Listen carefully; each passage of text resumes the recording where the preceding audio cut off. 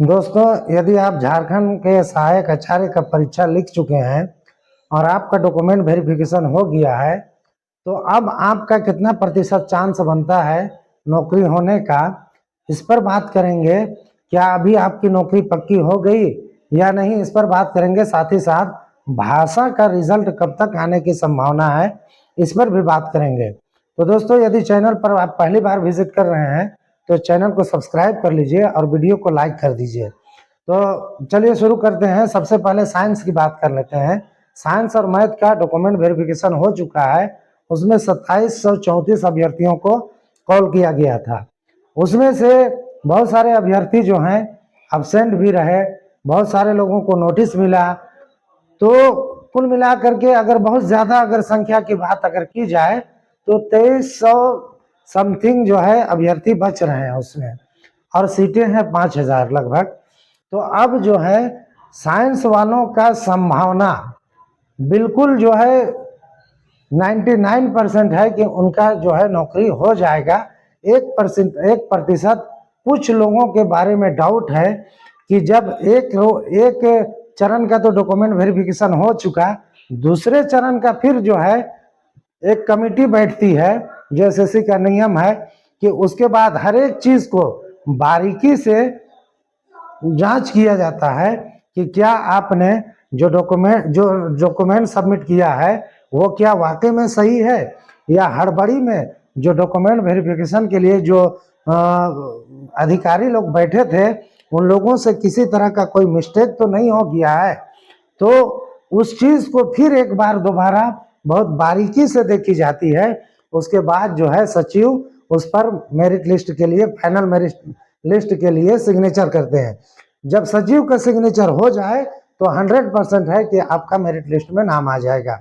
और merit list में नाम आया तो साइंस वालों का हाल ये है कि अभ्यर्थी जो है बहुत कम है और सीटें बहुत ज़्यादा हैं। 2734 अभ्यर्थियों को बुलाया गया था डॉक्यूमेंट वेरिफिकेशन के लिए। उसमें से बहुत सारे अभ्यर्थी को नोटिस मिला है, बहुत सारे अभ्यर्थी अनुपस्थित रहे हैं।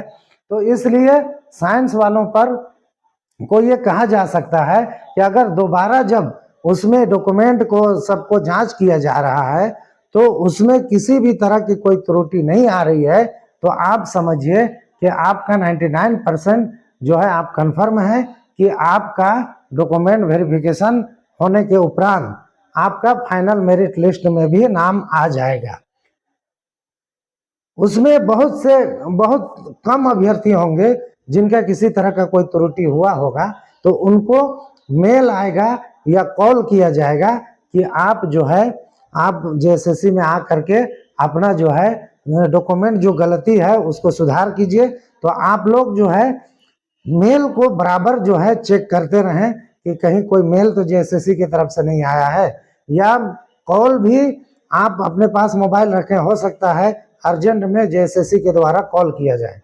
ये तो रही साइंस वालों की बात कि उनकी नौकरी लगभग पक्की है अगर किसी तरह का डॉक्यूमेंट में कोई कमी ना हो तब। अब बात करते हैं सोशल साइंस वालों की। तो सोशल साइंस में भी लगभग यही कंडीशन है। एक कैटेगरी के अभ्यर्थी जो हैं उनको थोड़ी सी परेशानी होगी।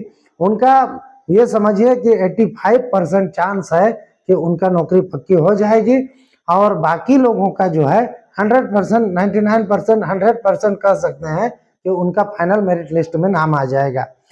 जनरल कैटेगरी के और एसटी एससी कैटेगरी के जो भी अभ्यर्थी हैं और इसी तरह से महिला अभ्यर्थी जो हैं उनका जो है इसमें फाइनल मेरिट लिस्ट में नाम आना लगभग तय है।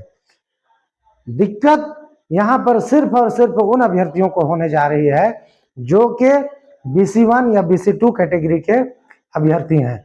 चूंकि BC1 और BC2 में अधिकतर अभ्यर्थी जो हैं वो जेटेट में पास हैं, और अभ्यर्थी जनरल के मुकाबले में BC1 या BC2 में अभ्यर्थी ज़्यादा हैं, और सीटें जो है वो BC1 और BC2 के सीटें बहुत कम है।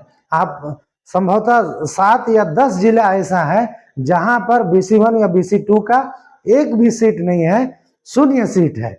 अब उस परिस्थिति में यदि आपका डॉक्यूमेंट अगर कंफर्म रहता है, NCL बना करके आप कंप्लीट रखते हैं, तो हो सकता है आपका ईडब्ल्यूएस कैटेगरी का सीट खाली रहता है तो एनसीएल प्रमाण पत्र होने की वजह से आपको उस सीट में आपको शामिल कर लिया जाए या उस सीट आपको अलाउट कर लिया जाए, बशर्ते कि आपका डॉक्यूमेंट जो है फुलफिल होना चाहिए। अगर आप एनसीएल आप नहीं बनवाए हैं तो या आपका एनसीएल जो है सही तरीके से नहीं बना हुआ है तो आप ये समझिए कि आपको दिक्कत हो सकती है। हालांकि डॉक्यूमेंट वेरिफिकेशन जिनका हो चुका है उनका तो एनसीएल सही तरीके से बना हुआ है या एनसीएल उन्होंने सबमिट किया तभी जो है उनका जो है वो कोई नोटिस, किसी भी तरह का कोई नोटिस नहीं मिला।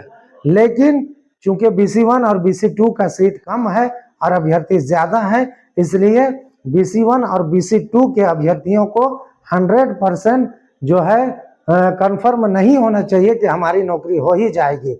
अगर नौकरी हो जाती है तो बहुत अच्छी बात है, लेकिन BC2 और BC1 के कैटेगरी के अभ्यर्थियों के लिए थोड़ी सी परेशानी है।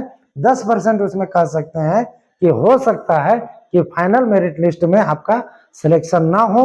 हम जो है ईश्वर खुदा भगवान से हम कामना करते हैं कि जितने भी अभ्यर्थियों का डॉक्यूमेंट वेरिफिकेशन हो चुका है सबका सब जो है सबका बेड़ा पार हो जाए और सबका जो है नौकरी हो जाए, हम यही कामना करते हैं।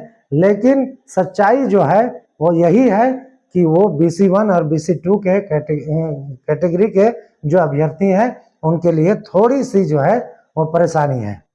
अब बात करते हैं भाषा का रिजल्ट कब तक आएगा।